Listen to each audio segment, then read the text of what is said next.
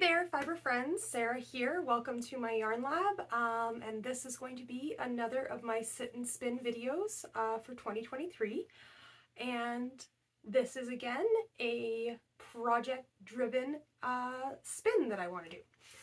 So let's dive right in. Andrea Mowry just today, and today is Thursday the 13th of July, released a new sweater and vest pattern. These are going to be her Rhinebeck sweater release for this year, and I immediately decided that it was definitely something that I wanted to knit.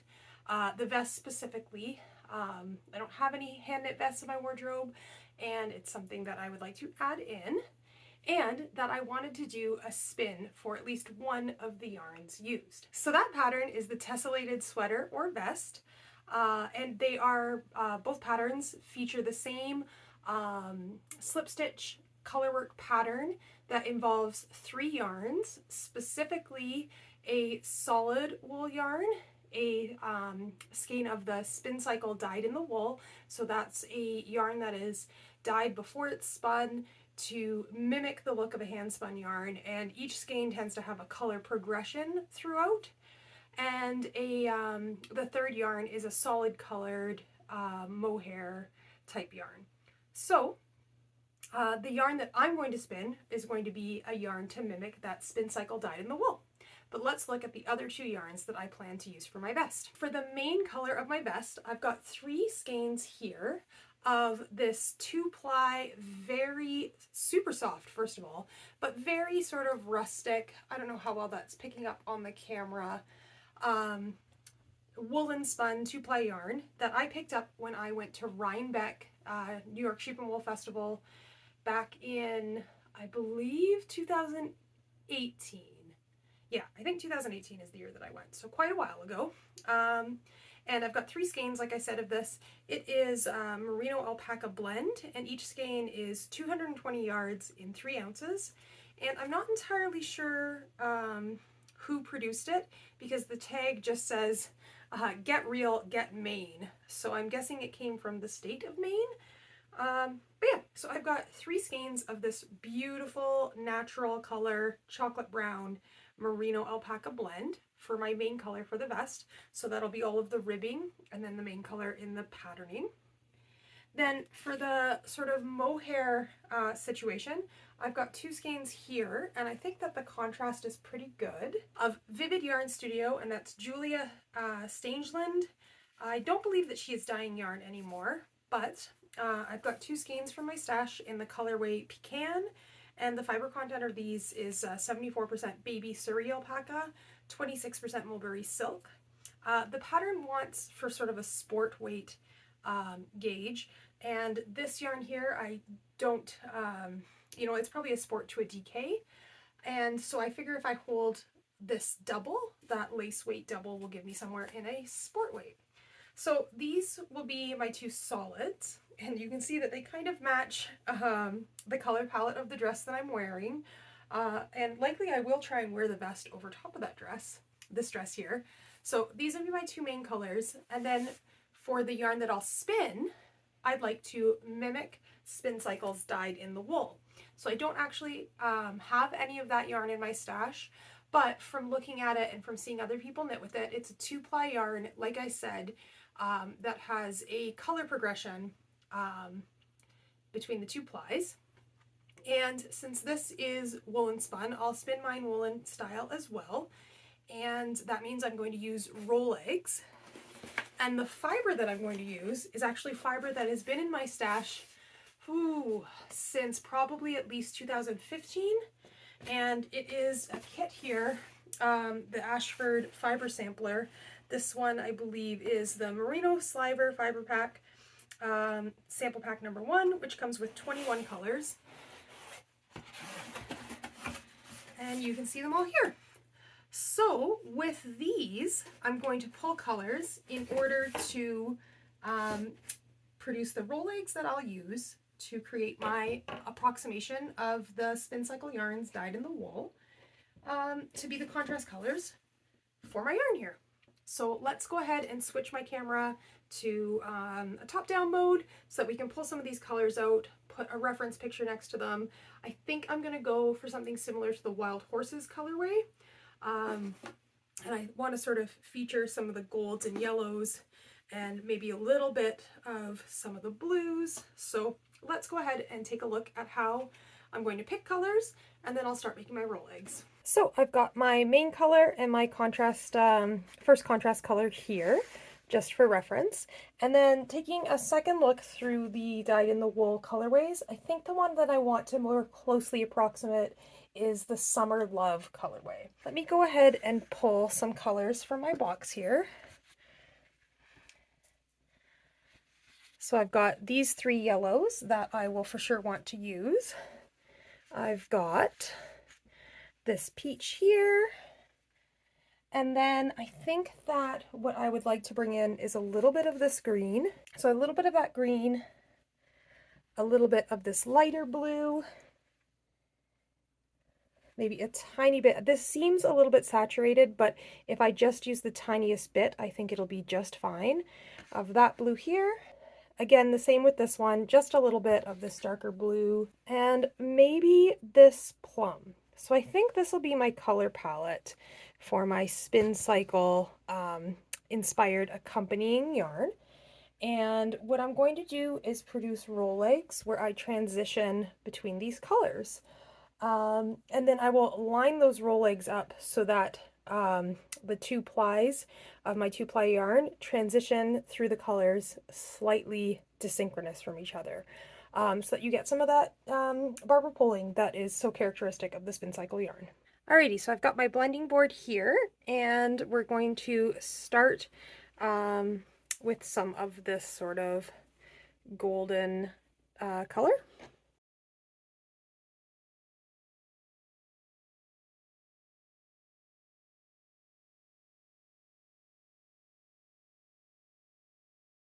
So I've loaded up some of that golden color. Now I'm gonna think of, when I pull this off, I'll probably pull 3 roll eggs off of each board. And so you would have a roll egg that would spin sort of from one direction to the other down here, from one direction to the other down here, from one direction to the other up here. So a color transition should kind of go this way across my blending board. With it not being a problem to have sort of more solid sections in this yarn. So let's pop some of the sky in, just to fill things out a little bit.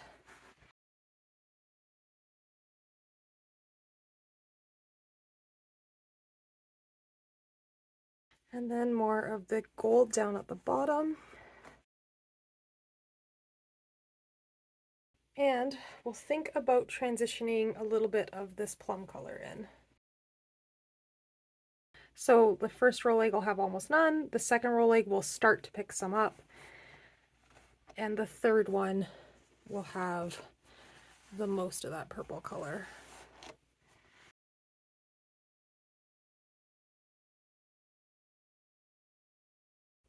All right. So now I've got my dowels, and I will go ahead and pull off 3 roll eggs here.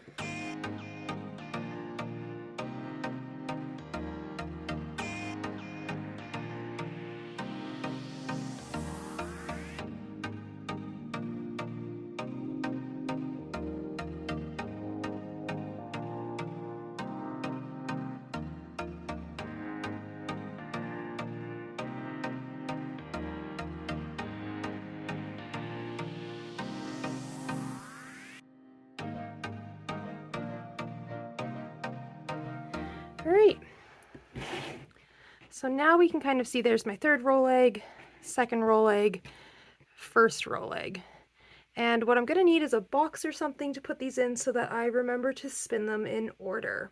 All right, so now because it's going to be a 2-ply yarn, I'm going to want to duplicate each board that I do. Obviously they won't be exactly the same, but it will allow for that desynchronous transition in the 2-ply yarn. And I think what I'm going to do is I'm just going to make a number of boards with all of my colors in my palette.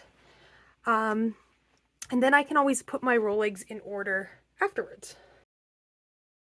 Now, I'd imagine that the Spincycle dyed in the wool is produced in a somewhat similar way. So what I would imagine that they do is that they have amounts, sort of set amounts for each production run of each of the colors of dyed fiber that they would use in a colorway.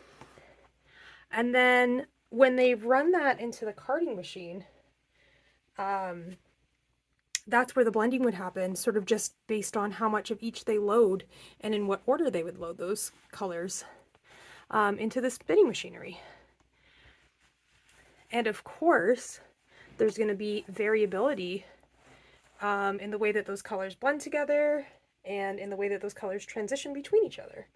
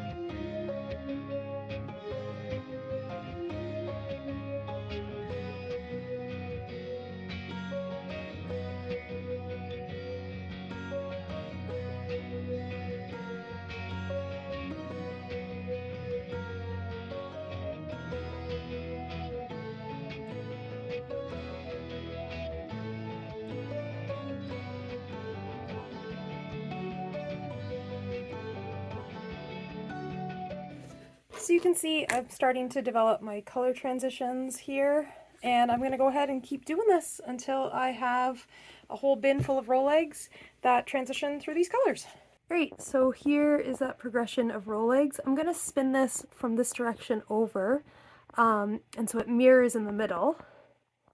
So that's sort of the midpoint here, and then it goes back through the greens and blues, purples, back to yellows, and then I'll two-ply it from a center pole ball. So that is my roll egg color transition for my Spincycle dyed in the wool-esque yarn, and I'm going to go ahead and spin these now. So I've just got my bin of roll eggs here. They're all laid in order, and I'm going to spin this one next. And just want to show you how I'm spinning these.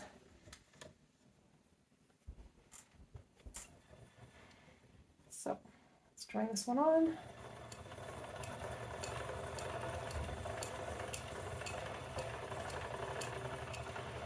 And I'm spinning woolen with a long backwards draft right from these roll eggs. And they just draft out so beautifully.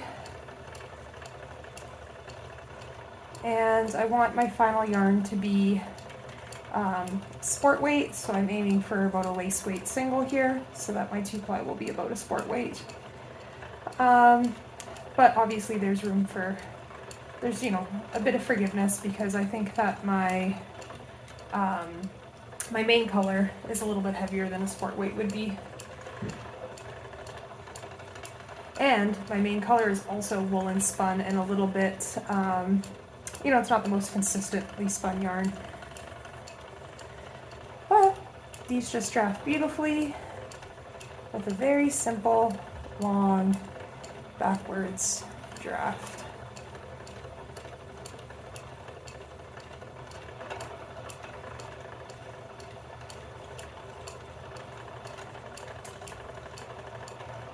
And then I will wind off into a center pole cake and ply from both ends of a center pole cake. So very straightforward, quick and easy spin. Yeah, which is actually a really nice break from this spin, which is my Tour de Fleece sweater spin. Here it is on the bobbin. So there's that yarn there. So I was pretty determined on this spin. I've got my full bobbin of singles here. It is incredibly full. And I spun this whole thing. It's now Saturday morning, so started Thursday afternoon. Spun a fair bit yesterday, but not too much because we spent the afternoon at Stampede with the family. But finished it off real quick this morning. I think I just had 6 roll legs left this morning. So there's my singles, spun long draw, woolen, and this bobbin is so full. There's certainly no way that the 2-ply version of this yarn is going to fit on this one bobbin, so it'll end up having to be a full skein plus a little. But I'm going to wind this off now onto my ball winder to make a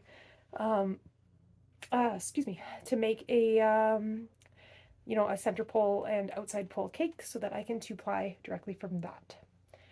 Last time that I tried to do this on my very inexpensive budget Amazon ball winder, it became a tangled, horrible mess. So I'm hoping that if I wind a little bit more carefully this time, I can avoid that and have an easier 2-plying experience. So I have grossly underestimated just how much yarn I have spun in my singles here. This is how much I have left on my bobbin still. We are past the halfway point in the color progression, so I have put more than half of it onto my ball winder, but I can't really go any further because it'll start slipping underneath and then get tangled up in the gears. So I have to wind the rest on by hand. I do want this all as one cake, so I guess I'm winding the rest on by hand and hoping that this still works out. So here it is all wound up. You can see how much I had to wind by hand. I weighed it. It's 178 grams of fiber here. Possibly I should have been weighing my fiber as I was producing the roll legs. When I was making the roll legs, they're so light and fluffy and airy that I was thinking I was going to be potentially under and maybe need to come back for more. This is going to be more than enough. More than enough for this project. So here's that beautiful big old cake. There's the center pole, and so I'll pull from here and off the outside and go ahead and 2-ply it now. Alright, so I'm just plying along, and I'm just plying along here. So far, knock on wood, this has been tangle free. I've got to the left the center pole end, and then I'm using this hand here to unwrap and keep tensioned the thread coming off, the ply coming off the outside of my cake. I still haven't even got through what I had to hand wind on, and as you can see, my bobbin is getting pretty full. So, like I said, there's certainly no way that the 2-ply version of this yarn is going to fit all on one bobbin, despite the fact that the singles did. You know, the 2-ply yarn just doesn't pack in as tight and neat and tidy against itself. And also, it goes onto the bobbin with less tension, I find. And so it packs just less densely onto the bobbin.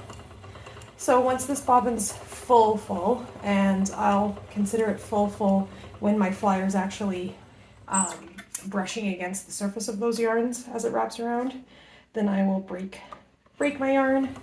I will wrap that skein off onto my niddy noddy, and I will ply the rest of this cake. And I'm fairly certain now that I'm going to have more than enough yardage of this yarn here. I'm pretty happy with how the colors have been lining out throughout. There's been plenty of really nice barber pulling, and they're just really excited to get this yarn finished so that I can cast on a swatch at least. Probably shouldn't cast on the vest right away. Probably should finish some works in progress, right? So I've got this much left to ply and a very full bobbin of 2-ply yarn. So I'll wind that off and ply up the rest. Alrighty, I've got my finished yarn here. I plied off as much as I possibly could into that first bobbin for this skein, and then had about a quarter of it left for my second skein. So here it is, and I think it just absolutely captures the beauty and that color variation that you would find in a skein of Dyed in the Wool by Spincycle yarns. So here is this first main skein. So it came out probably heavier weight than I was hoping for. Probably should have spun my singles a little finer, but I think it'll be okay opposite that skein of the brown alpaca merino. I think that's what it was. Yeah. So this is definitely going to be a heavier, sort of a heavier gauge than this guy, but I'm going to swatch up and see how it looks together. I think it'll be fine. You know, you can get away with a lot as long as you're happy with your fabric, and I suspect I'll be knitting my tessellated vest at a larger gauge on larger needles than the pattern calls for with this sort of heavier weight yarn. But I think that the three of these are going to play together really quite beautifully in my project. So those are my three colors, and I'm going to go ahead and wind them up and knit a swatch. So I should say that in my big skein I've got 224 yards. I weighed it just now and it weighed out at 140 grams, but I suspect that there's still moisture in this. Wool can hold, I think, like up to 30% of its weight in moisture without actually feeling wet, and this feels ever so slightly still damp. I just finished it today, so I'm guessing that that 142, if I had let this dry for another 24 hours, would come down probably closer to 120-ish grams. So 224 yards in about, my guess, 120 grams. So, you know, it puts it at a heavy worsted weight for sure. And I've got an additional 72 yards here. I mean, overall, this is more than enough to knit that vest. So I'll cake it up and knit up a swatch. All right, so I've got my swatch knit using my main color, my contrast color, and my hand spun, and I pulled from the yellow end of my hand spun cake because the vest is knit bottom up, and I want to transition from the yellow at the bottom towards the blue at the top, and then that way I can, because the second little half skein that I have continues on from this blue color, so if I need to dip into that second skein, I'll be able to do that without breaking up my color transition. The swatch, I did actually knit a much bigger than usual swatch for me, but the swatch is still not big enough to really transition my yellow color at all. I just knit a couple rows of garter stitch on the bottom. I always do garter on the outside of my swatch. In this case, my gauge in the garter is way different than my gauge in the mosaic knitting pattern. That's why my swatch kind of has this situation. But when I washed and blocked it, I made sure that the main fabric that I was interested in was not distorted so that I could accurately measure my gauge here. And I think that the fabric that I've knit is great.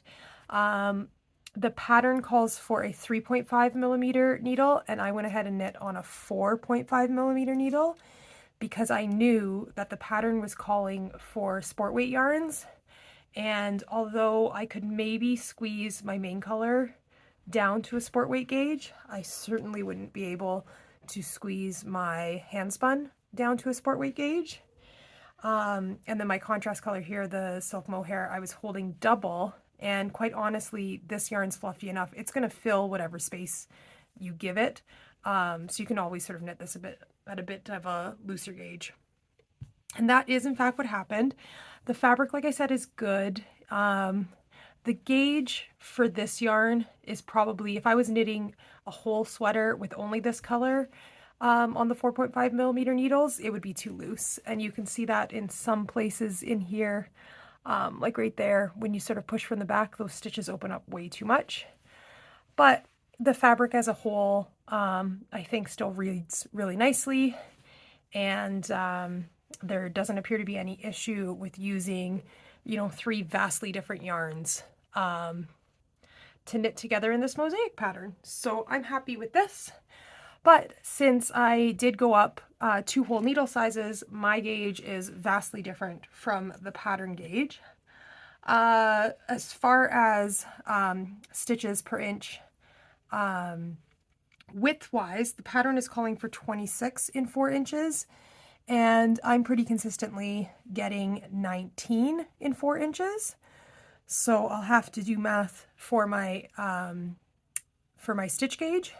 And then for my row gauge, I'm actually uncertain how the pattern went ahead and measured this. So in 4 inches, that is exactly the number of pattern repeats that I've done here. So if I count up a row here with 2 brown stitches, 2 yellow stitches, 2 brown stitches, 2 yellow stitches, I get 28 stitches in 4 inches. But there aren't, or not stitches, rows, 28 rows in 4 inches, but there weren't 28 rows here. Because it's a mosaic pattern, if you go by the number of actual rows in the pattern, for each one of these blocks there's 3. So there's 2 gray and a brown, then 2 yellow and a brown. So if we go 3 stitches, or 3 rows for each color block, and then we have 1, 2, 3, 4, 5, 6, 7, 8, 9, 10, 11, 12, 13, 14. 14 by 3 gives me 42. Now, the pattern says that the gauge should be 38 rows in 4 inches. So my 42 can't be correct. They must have just counted 1, 2, 3, 4, 5, 6. I hope that makes sense. So it's sort of like, because it's a mosaic pattern, when you just come down a column of stitches like this, sometimes the stitch is slipped, right? Like every other brown stitch is a slipped one and not knit. So for this yellow 2 stitches, there's 1 row of brown, and then for this gray 2 stitches, there's the 2nd row of brown. So you're missing, you know, every 3rd row coming down this column. So I think we'll go with my count of 28, just literally counting down the row of stitches and not counting how many rows are knit pattern-wise. Hopefully that's not too confusing. The point is, I'm going to have to do some math to determine the correct number of stitches to cast on. Since this is a bottom-up vest, for the bulk of the vest, I'll just need my stitch gauge, right? I'll need to know how many stitches to have in my circumference, and I can knit up the body of the vest without shaping and not worry about my row gauge. My question, or what I'm going to have to determine, is how much my row gauge being different will affect the shaping of the armholes and the neck hole.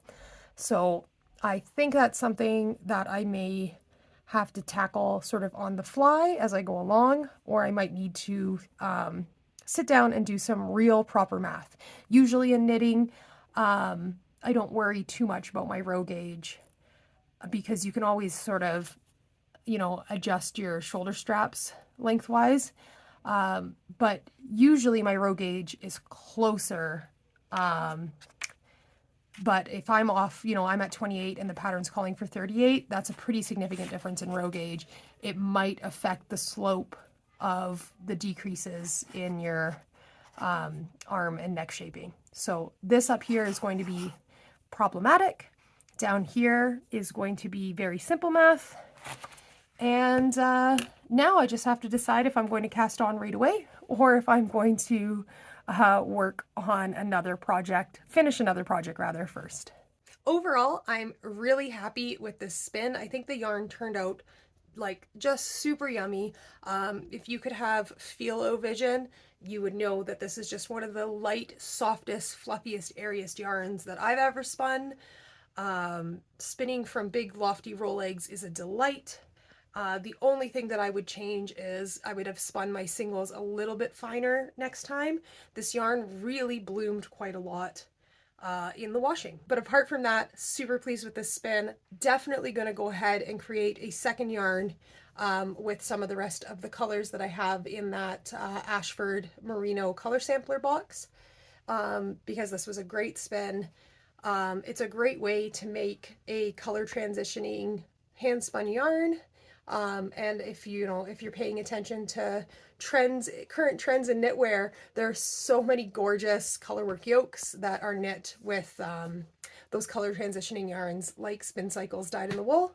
And with it being kind of difficult to get a hold of in Canada, being able to spin my own color transition yarns from fiber that I already have in my stash is a great new skill to have. So that's all for now. Thanks for joining in on another spinning project planning video, and happy spinning!